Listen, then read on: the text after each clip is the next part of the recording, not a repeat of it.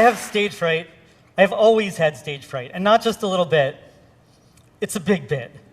And it didn't even matter until I was 27. That's when I started writing songs. And even then, I only played them for myself. Just knowing my roommates were in the same house made me uncomfortable. But after a couple of years, just writing songs wasn't enough. I had all these stories and ideas, and I wanted to share them with people, but physiologically, I couldn't do it. I had this irrational fear. But the more I wrote, and the more I practiced, the more I wanted to perform. So on the week of my 30th birthday, I decided I was going to go to this local open mic and put this fear behind me. Well, when I got there, it was packed. There were like 20 people there. And they all looked angry. But I took a deep breath, and I signed up to play, and I felt pretty good, until about 10 minutes before my turn, when my whole body rebelled and this wave of anxiety just washed over me. Now, when you experience fear, your sympathetic nervous system kicks in, so you have a rush of adrenaline. Your heart rate increases, your breathing gets faster. Next, your non-essential systems start to shut down, like digestion. So your mouth gets dry, and blood is routed away from your extremities, so your fingers don't work anymore. Your pupils dilate, your muscles contract, your spidey sense tingles. Basically, your whole body is trigger happy. That condition is not conducive to performing folk music. I mean, your nervous system is an idiot. Really? 200,000 years of human evolution, and it still can't tell the difference between a saber-toothed tiger and 20 folk singers on a Tuesday night open mic? I have never been more terrified until now.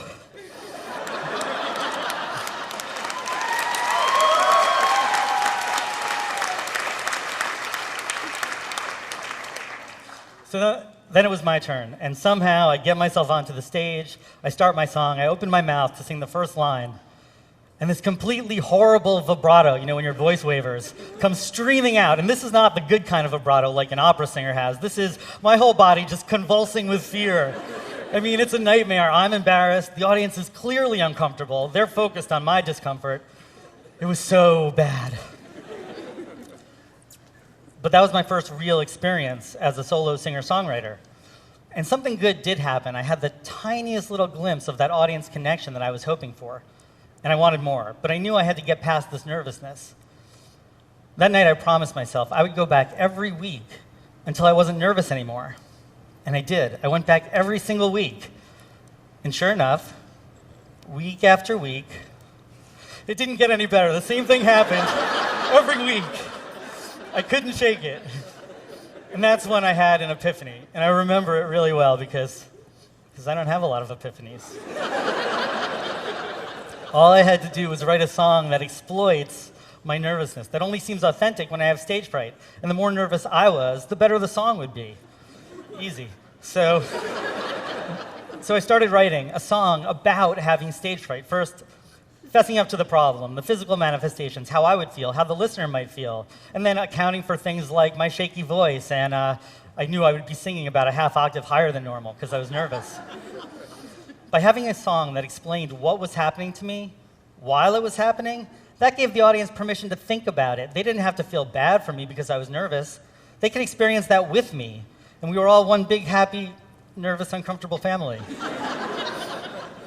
By thinking about my audience, by embracing and exploiting my problem, I was able to take something that was blocking my progress and turn it into something that was essential for my success. And having the stage fright song let me get past that biggest issue right in the beginning of a performance. And then I could move on and play the rest of my songs with just a little bit more ease. And eventually, over time, I didn't have to play the stage fright song at all, except for when I was really nervous, like now. Would it be okay if I played the stage fright song for you?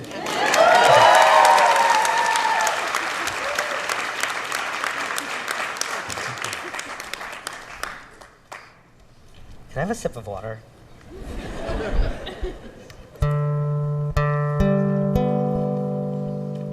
Thank you.